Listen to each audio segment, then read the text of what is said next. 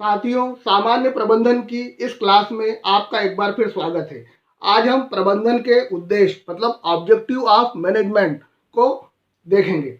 यह भी जो पटवारी का और ग्रुप सब ग्रुप 4 की जो परीक्षाएं हैं उसका महत्वपूर्ण विषय है, तो सिलेबस में है, इसलिए हम प्रबंधन के उद्देश्यों के बारे में चर्चा करेंगे।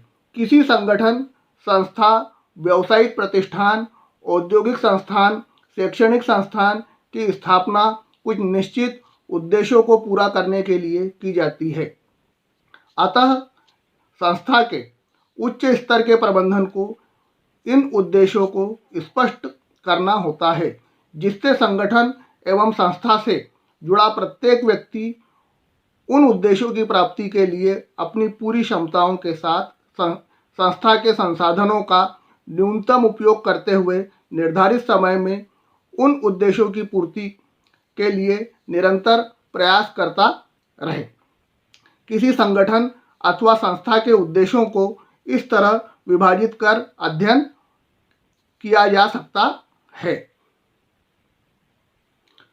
प्रबंधन के संगठनात्मक उद्देश्य।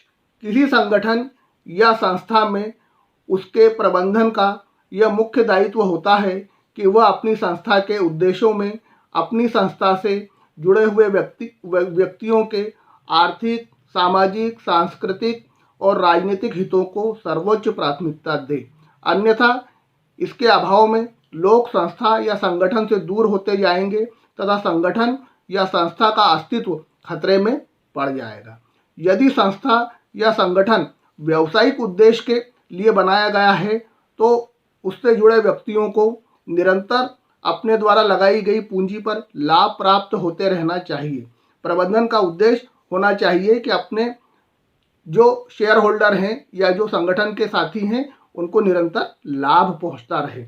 यदि संस्था उत्पादन इकाई के रूप में कार्य कर रही है तो उसे निरंतर गुणवत्तापूर्ण उत्पादन होते रहना चाहिए ताकि उस संस्था से जुड़े व्यक्तियों को निरंतर लाभ की प्राप्ति होती रहे। यदि संगठन एक सामाजिक संस्थान के रूप में कार्य कर रहा है तो उसे निरंतर समाज उत्थान के क्षेत्र में कार्य करते रहना पड़ेगा ताकि उससे जुड़े व्यक्तियों का विश्वास संगठन में बना रहे। यदि संगठन एक राजनीतिक दल के रूप में कार्य कर रहा है तो उसे निरंतर कार्यक्रम चलाकर अपने कार्यकर्ताओं को संतुष्ट करना होगा। अतः किसी संगठन में निम्नलिखित संगठनात्मक उद्देश्य रहते हैं। अब देखें प्रबंधन के सामाजिक उद्देश्य। कोई भी संगठन या संस्था समाज में रहकर ही कार्य करती है, अतः किसी भी सफल संगठन के उच्च स्तरीय प्रबंधन के लिए यह आवश्यक है कि वह अपनी संस्था के उद्देश्यों में समाज के हितों का निरंतर ध्यान रखे। इन उद्देश्यों में चिकित्सा एवं स्वास्थ्य सेवाएं महत्वपूर्ण होती हैं। शिक्षा एवं रोजगार से संबंधित कार्य, पर्यावरण संरक्षण संबंधी कार्य, रोजगार के अवसर आदि प्रबंधन के सामाजिक उद्देश्यों में शामिल है।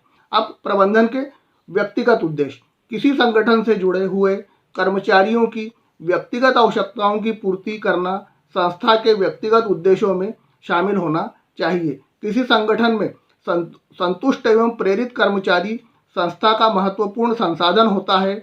उसे संस्था के साथ निरंतर बनाए रखने के लिए वेतन, पदोन्नति, प्रशिक्षण, पुरस्कार, सम्मान संगठन के उद्देश्यों में शामिल होने चाहिए। अतः कोई भी संगठन इन उद्देश्यों की पूर्ति के बिना सफलतापूर्वक नहीं चल सकता। बस साथियों, इस चैप्टर को यहीं ख़त्म करते हैं और इस वीडियो के अंत में आपसे एक बार फिर निवेदन करता हूं कि इस चैनल को सब्सक्राइब करें तथा वीडियो को लाइक करें।